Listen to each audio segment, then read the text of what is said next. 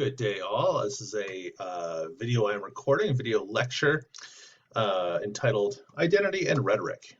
And so the idea here is that we're going to go through some slides to think about the connection between personal identity, community identity, and how rhetoric is used. Okay, so let's go through these.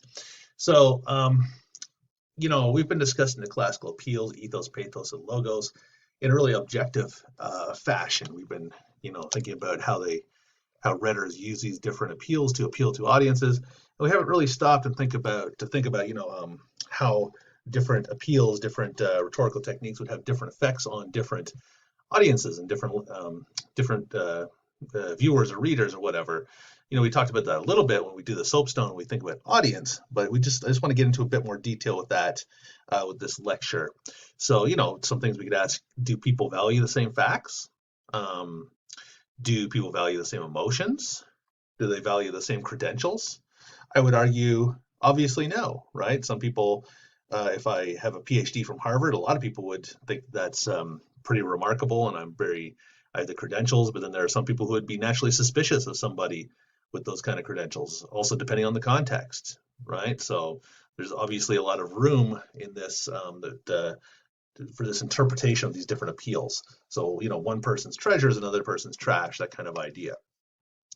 Another good example from what we just read, right? We were looking at the Trump and the Thunberg speech last week. So we could ask, if you read the Trump speech, would everybody have the same reaction? Especially, there's one section in the middle, right, where Trump says, but for too many of our citizens, a different reality exists. Mothers and children trapped in poverty in our inner cities, rusted-out factories scattered like tombstones across the landscape of our nation, an education system flush with cash, but which leaves our young and beautiful students deprived of knowledge, and the crime and gangs and drugs that have stolen too many lives and robbed our country of so much unrealized potential. This American carnage stops right here and stops right now. Right, so this is a very powerful paragraph, which he didn't write, by the way, just a small note. But the language is so loaded, right? People are mothers and children, right? Anytime you bring in that, you're tapping into emotions. They're trapped in the poverty of inner cities, right? There's maybe some dog whistle politics there. Rusted out factories scattered like tombstones, right? So this is a graveyard image, right? This is this apocalyptic rhetoric that we're getting into here, right? Or crimes and gangs and drugs. Notice all the ands linking these things together. And this word carnage, very loaded, right? Carnage means unnecessary bloodshed, right? So it's a very powerful word. So I mean, it's a very powerful passage, but you can imagine different people have very different reactions when they read this. If you're a Trump supporter and you didn't like the Obama years and you think that America's in a bad place, this probably resonates with you. Whereas if you I think the Obama years were good, and we're on the upswing in America, and things are doing better than ever. That kind of thing. You don't like Trump, and you're not very impressed with him. This is going to seem like overblown rhetoric, right? These appeals to pathos, the mothers and children trapped in poverty. This is going to seem exaggerated and not very, and in fact, less than effective. It's going to seem ineffective, right? You're not going to be convinced. You're going to be convinced that Trump is trying to manipulate you. Right, so it depends on your position here, how you're coming into this, maybe your community beliefs, what you already think about Trump, and how you read that, especially this very loaded part of the speech, but the entire speech, right? Same with the Thunberg. We could go through that too. If you think that global climate change is not man-made and this is overblown by certain groups, and a lot of our speech is going to seem over the top and exaggerated, not very convincing. Right? So it depends on your position to begin with, these different appeals. One person's powerful appeal to pathos is another person's ridiculous, overblown fallacy, right? We were talking about fallacies too. So that's what we're going to get into today. And one way we can think about this is to think about, community involvement. To which community do you belong? One way to think about community, this is a useful one for us because we're, as a writing class, we're looking at written discourse, is to think about John Swale's idea. He was a linguist, or still is a linguist. He's still alive. I think he was born in 1938, if I remember correctly. I was just reading a bit about him, of course, to get this together. He's still alive. I think he's still teaching and writing, in fact. So he's an older man, but he's still an important figure. He's a linguist, also a rhetorician, writes a lot about rhetoric. He coined this term discourse community back in 1990. He was writing about this. It's probably what he's best known for, his work on discourse community. And the basic definition is groups that have goals or purposes and use communication to achieve these goals. Right, so that's kind of a broad definition. We're going to get into this more, obviously. I should note too, hopefully you've already downloaded the worksheet. There is a worksheet posted in Module 8, so you should have that downloaded and, so you can follow along. The back of the page is going to be what you need to fill out for this week's discussion forum. So if you haven't downloaded the worksheet, please take a moment and do that. I'll just pause for 1 second. You can pause the video and download that. There you go. Okay, so just a brief note before we get on.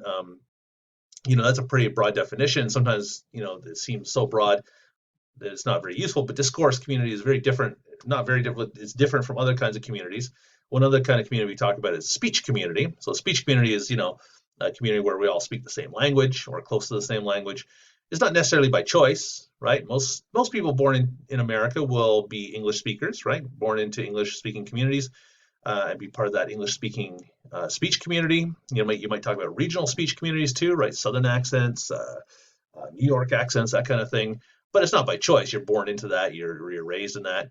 And these are sociolinguistic groupings that communicative needs such as socialization and group solidarity, right? So there is a group solidarity, there is a group identity, but it's not the same as a discourse community. Discourse community is based on common interests, right? So these are much smaller units of community that we're talking about that share common interests. People have to opt into these communities. You have to join a discourse community. You're not born into it.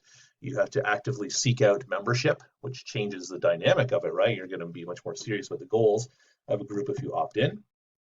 And when we're talking about discourse communities, this is what Swales was using this to signal like a focus more on the written rather than spoken texts, which is useful for us as writing students. It's also useful in the internet age when so much community development is online. So here's 6 more specific things that Swales talks about that define a discourse community. So 1, discourse community has a common goal. 2, discourse community has a network of communication between members. 3, discourse communities inform and supply feedback to members. 4, discourse community uses different genres for communication. 5, a discourse community has specific lexis, fancy word. 6, discourse communities contain enough members to sustain their continuation. Okay, so I'm going to go through those 6 rules or definitions right now. Some of them are pretty self-explanatory, some need a little bit of work. So a discourse community has a common goal. So the entire community agrees on the basic reason for the group's existence. Without the common goal, there really is no need for this discourse community, right? Again, it's not like a speech community, which exists just because everybody speaks the same language, right? These are specifically formed groups that are made to pursue a common goal. Okay, so an example, I belong to a discourse community made up of me and my fellow faculty members here at Chaffey, right? This is a discourse community that I've joined, that it was deliberately founded not by me, of course, but by many people many years before me in pursuit of a common goal. A couple of our big common goals include offering excellent services for students, right? We are constantly trying to improve Chaffey and the teaching at Chaffey and all services. Another one is upholding academic standards. That's one of our big concerns as faculty members, right? Maybe different members of the Chaffey community have different goals, right? I know, maybe, I don't know, the deans, that might be one of their goals, the management, but not as much as faculty members. So that's one of our specific goals, right? Without these goals, we wouldn't have this discourse community. There'd be no reason for us to have a community. Okay, you can see how that works. 2, a discourse community has a network of communication between members. So there has to be a way for people to communicate. The mechanism can vary, right? It can be, telephone, letters, codes, emails, texts, right? So specific network of communication. I should say not. If you are, sorry about that typo. If there's no actual communication between members, right? There's no actual like literal communication between members, you are not discussing a discourse community. Sorry about that. There's a typo there. right? One of the vital things when we're talking about discourse community is this possibility of communication between members. If you're just sending out a message in a bottle to people, then that's not really a discourse community. Discourse community is a community that talks to each other and communicates and forms a kind of common language and set of expectations. Okay, that's very vital. So, in my example as a Chafee prof, the two main forms of communication we use are in-person meetings and emails. Those are two of the main ways that we communicate with each other. 3, discourse communities inform and supply feedback to members.